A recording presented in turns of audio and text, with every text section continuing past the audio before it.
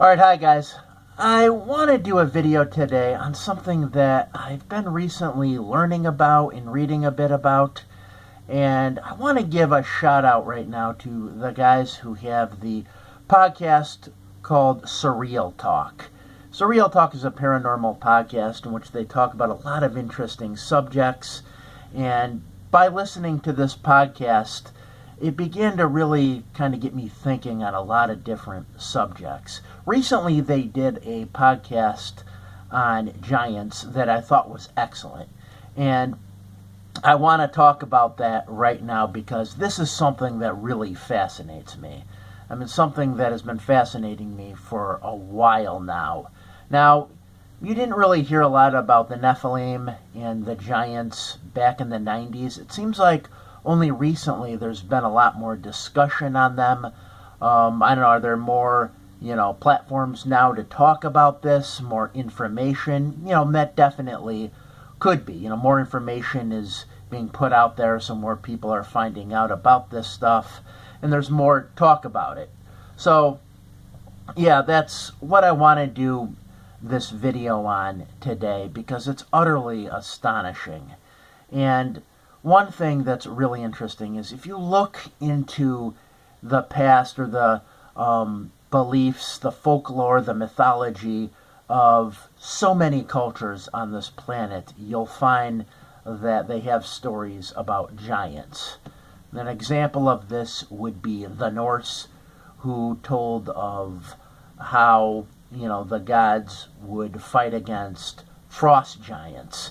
Thor would usually lead the other gods in battles against these giants. I believe there's a story of how, Odin stepped in and had put an end to this conflict with his wisdom.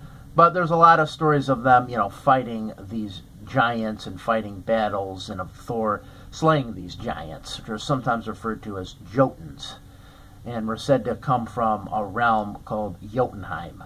But in addition to that, you have a lot of other stuff. The Greeks talk about, the battles among the gods and the Titans.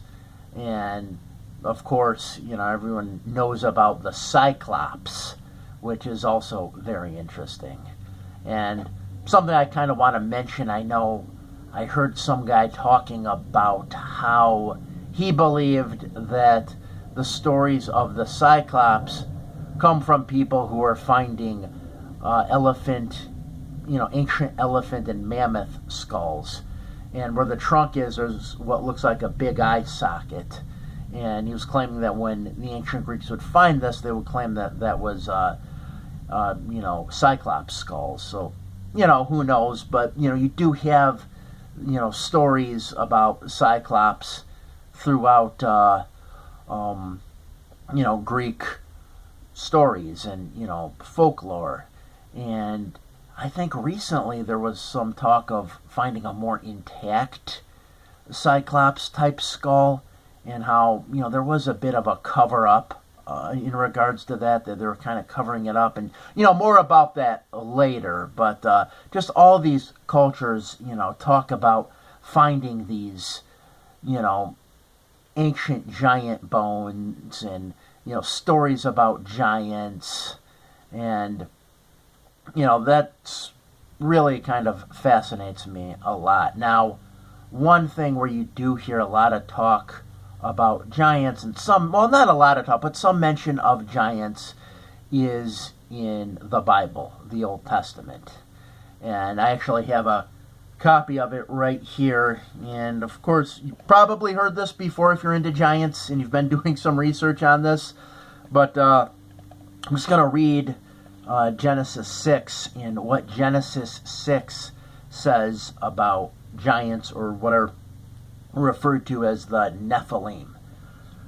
Okay, so it says right here that there were giants on the earth in those days, and also afterward, when the sons of God had relations with the daughters of men and bore children to them.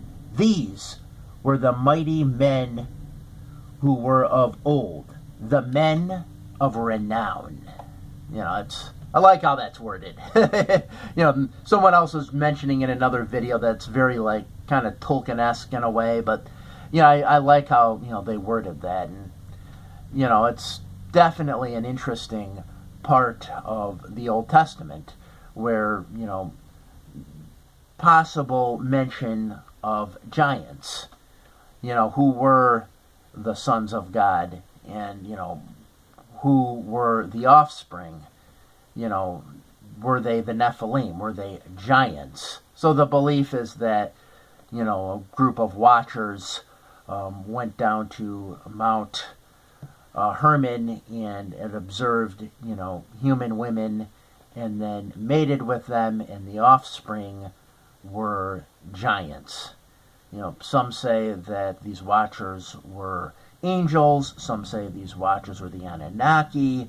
It just kind of depends, who's talking about it and, kind of what they believe. So there's a lot of different takes on that. A lot of people talk about what that could possibly mean.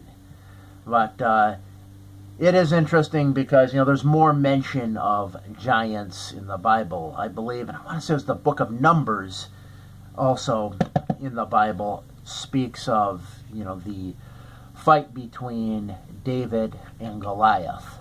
Now, Goliath was said to be, I believe, come out to around 9 feet 6 inches tall. And, that's very tall. Now, when the Dead Sea Scrolls were found in Qumran in the 1940s, there were other texts that claimed that Goliath was actually 6'9". So, either way, though, he towered above David, and he was enormous. And there's also some mention of how Goliath was actually one of 5 giant brothers.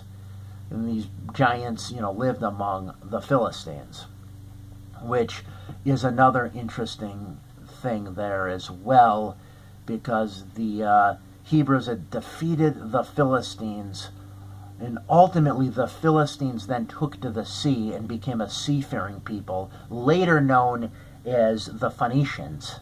And they traveled to the islands throughout the Mediterranean.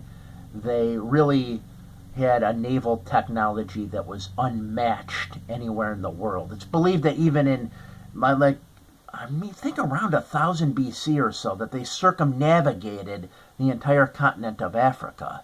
So it gets even more interesting because it's believed that they had settled in Sardinia, where there was already a population. Now, they were a Semitic people, but it's believed that there was a population of Indo-European speaking peoples on the island of Sardinia at the time, and they have found stone tablets from these Indo-European people where they speak of these giants, these Semitic speaking, giants.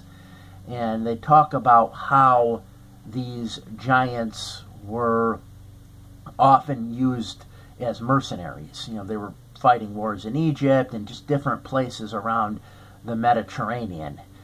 And, that's interesting because, that right there, I realized that's kind of getting into Game of Thrones territory. I know that. But, who knows? But what is interesting is people have been, looking into Sardinia and the possibility of giants being there. And someone uncovered a tooth. Of course, when they give the tooth to archaeologists at museums, somehow the thing ends up getting lost.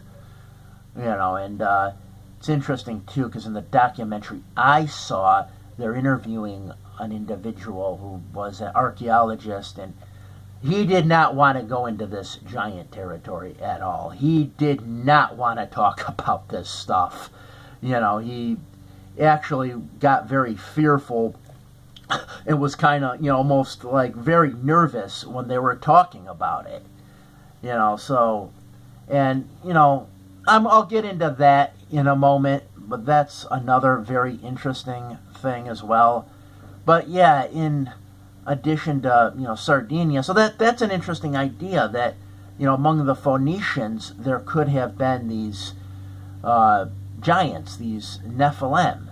And, there is a belief that some people have held that the Phoenicians, being the excellent navigators and seafaring people that there were, there's a belief that they traveled westward all the way to the New World. There is a belief in that. Whether or not it's true, who knows? But there is a belief that they did come to the New World. And I'll get more into the, New World accounts of giants in a moment. But there's a belief that could have been possible for them to do this. I mean, Thor Heyerdahl proved in the 1940s that it's possible to travel long distance and just kind of like a makeshift kind of raft. He traveled on the Pacific Ocean 5,000 miles in this raft called the Kon-Tiki. He did this, in the 40s to kind of prove how Polynesia could have been populated by peoples, possibly coming from South America. Now, I think the established paradigm and, belief is that the people who populated Polynesia came from Southeast Asia. But he had this, theory that, fishermen from Peru, I guess, were being like blown out into the Pacific Ocean, and they were populating these islands using what were just kind of these like small rafts. So who knows, with complex naval technology and being such a great seafaring people, it's possible the Phoenicians could have come to America first. I mean, I wouldn't rule that out. But yeah, so just so many interesting things about all this. Another thing I do want to mention is Patagonia. Now, Patagonia is the southern part of Argentina and Chile. It's a region called Patagonia. I think it's kind of like temperate, kind of cold. There's glaciers there. There's a native population. There's also mention of a cryptid, which would be like an unknown animal. The unknown animal in Patagonia is said to be the possible existence of a kind of giant ground sloth. Sort of like a combination of like an anteater and a polar bear that's said to be like 10 feet long. The natives talk about shooting arrows at these things, and they couldn't penetrate their thick hide. And, it's just like a part of their folklore. But in addition to that, there is mention by explorers. In fact, one of Magellan's men, when they were traveling around the world in 1520, spoke of coming across these giants, and he wrote about it in his diary. So, the giants of Patagonia, that they towered above the Europeans, that they were like really a well-proportionate kind of people. Now, people have looked into this, and anthropologists in Argentina have actually said that they feel that these were normal-sized people, but because of their environment, they grew to be a little bit taller, maybe 6 inches or so taller than other people. Who knows? I know, again, this is an example of an academic not wanting to, go into this giant territory again. And I could definitely understand that, because when you are a scientist, when you are, like an anthropologist or archaeologist, you do have to follow the Darwinian paradigm. The Darwinian paradigm that humans started out small, like Lucy, which, Anthropithecus afarensis, small, maybe 3 feet tall or so, and then over time, grew much larger, Homo erectus, Neanderthals, Cro-Magnon man. So you have to follow that paradigm, and a belief in giants does kind of shatter that paradigm, because it kind of, throws sort of a wrench into the machine in a way. Because it's like, okay, so what are these giants then? Who are they? Where did they come from? But, more on that in just a second.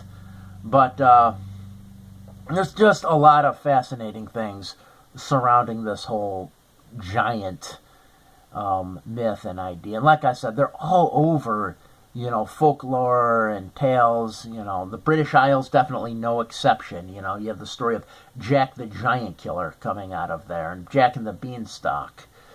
Now, some of these stories that we know as like fairy tales were altered for children in the Victorian era when, books on fairy tales and that started being mass produced and during the Victorian era, and they were kind of changed. Initially, they were actually very violent, these stories.